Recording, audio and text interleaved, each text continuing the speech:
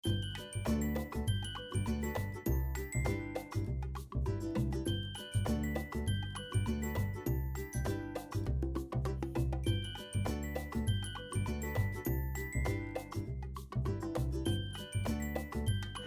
Friends, welcome back to my channel.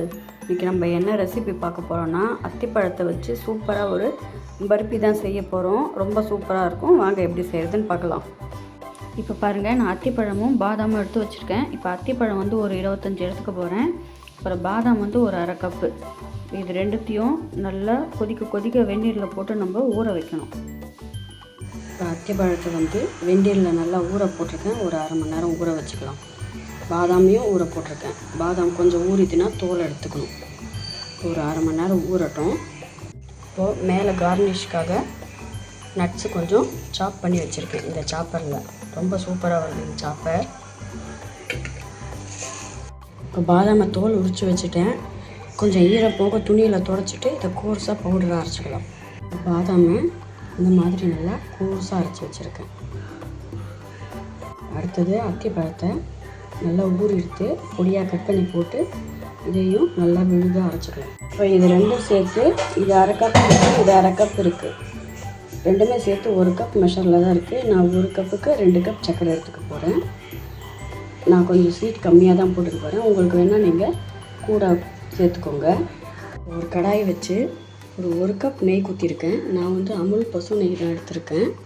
உங்கள்கிட்ட என்ன நெய் இருக்கோ நீங்கள் அதை எடுத்துக்கோங்க.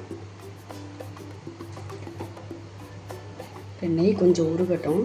இப்போது நெய் உருகிடுத்து நான் அரைச்சி வச்ச அத்திப்பழம் விழுதை இதெல்லாம் சேர்த்துருக்கேன். இந்த நெய்யிலேயே இந்த அத்திப்பழம் நல்லா பச்சை வாசனை போய் நல்லா குக்காகி வரணும். அடுப்பு சிம்மிலியே இருக்கட்டும்.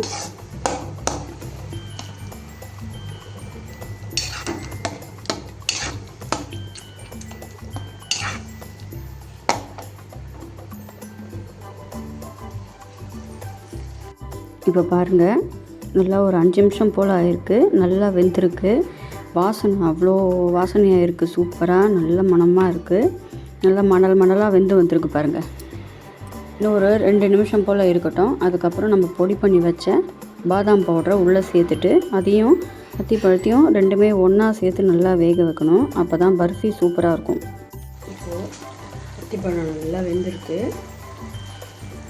பொடி பண்ணி வச்ச பாதாம் பவுடரை உள்ளே சேர்த்துக்கலாம். சேர்த்துட்டு அடுப்பை சிம்மிலேயே வச்சு நல்லா கலரி விட்டுக்கலாம்.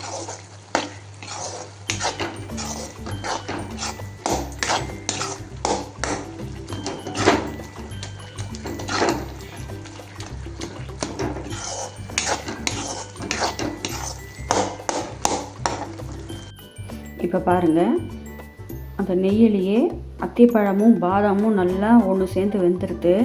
இப்போ நம்ம எடுத்து வச்ச சர்க்கரையை உள்ளே சேர்த்துடலாம். சர்க்கரை உள்ளே சேர்ந்த பிறகு கொஞ்சம் நல்லா இலக்கம் கொடுக்கும். கைவிடாத கலரிண்டே இருக்கணும். நம்மளுக்கு அந்த பர்ஃபி பதம் வரணும், இல்லை அந்த அளவுக்கு கலரிண்டே இருக்கணும். ஒரு 5 நிமிஷத்துலேருந்து 6 நிமிஷம் போல் ஆகும். நம்ம கைவிடாத கலரிண்டே இருந்தாக்க நல்லா கெட்டியாகி வரும். இப்போ பாருங்கள் ஃப்ரெண்ட்ஸ், நல்லா ஒரு 5லேருந்து 7 நிமிஷம் போல் ஆகிடுது சர்க்கரையெல்லாம் நல்லா இறுகி வரத்துக்கு. இப்போது நம்ம குத்தின நெய்யெல்லாம் நல்லா உள்ளேருந்து பிரிஞ்சு வந்துடுது பாருங்கள். அந்த பர்ஃபி பதம் வந்திருக்கு பாருங்கள். இப்போ தான் நல்லா கெட்டியாகி வந்திருக்கு. இன்னும் ஒரு 1 நிமிஷம் போல் இருக்கட்டும். அந்த நெய் கொஞ்சம் இழுத்துக்கிட்டோம். வாசனைக்கு கொஞ்சம் ஏலக்காய் பொடி போட்டுக்கலாம். உங்களுக்கு வேணும்னா நீங்கள் ஏலக்காய் பொடி போட்டுக்கோங்க, இல்லைனாக்கா ஸ்கிப் பண்ணிக்கோங்க. நான் அடுப்பை ஆஃப் பண்ணிவிட்டு ஏலக்காய் பொடியை போட்டேன். இப்போ கலந்து விட்டுட்டு நான் கட் பண்ணி வச்ச பாதாமும் பிஸ்தாவையும் போட்டுக்கிறேன். போட்டுட்டு நல்லா கலரிட்டு ஒரு தட்டில் நெய்யை தடவி அதில் கொட்டி நல்லா ஆற வச்சிடலாம். கொஞ்சம் ஆறின பிறகு பீஸ் போட்டுக்கலாம். இப்போ பாருங்கள் ஃப்ரெண்ட்ஸ், தட்டில் கொட்டி நல்லா ஆற வச்சுட்டு பீஸ் போட்டுட்டேன். சூப்பராக வந்திருக்கு பாருங்கள். டேஸ்ட்டு வேறு லெவலில் இருக்குது. கடையில் எப்படி வாங்குவோமோ அதே மாதிரி டேஸ்ட்டில் இருக்குது. அவ்வளோதான் ஃப்ரெண்ட்ஸ், நம்மளோட அத்திப்பழ பர்ஃபி ரெடி ஆகிடுது. டேஸ்ட்டு வேறு லெவலில் இருக்குது. நீங்களும் ஒரு வாட்டி ட்ரை பண்ணி பாருங்கள். இந்த வீடியோ பிடிச்சா லைக் பண்ணுங்கள், ஷேர் பண்ணுங்கள், கமெண்ட் பண்ணுங்கள். மற்றும் நம்ம சேனலுக்கு சப்ஸ்கிரைப் பண்ணிக்கோங்க. புதுசாக பார்க்குறவங்க மறக்காமல் சப்ஸ்கிரைப் பண்ணி சப்போர்ட் பண்ணுங்கள் ஃப்ரெண்ட்ஸ். தேங்க்யூ.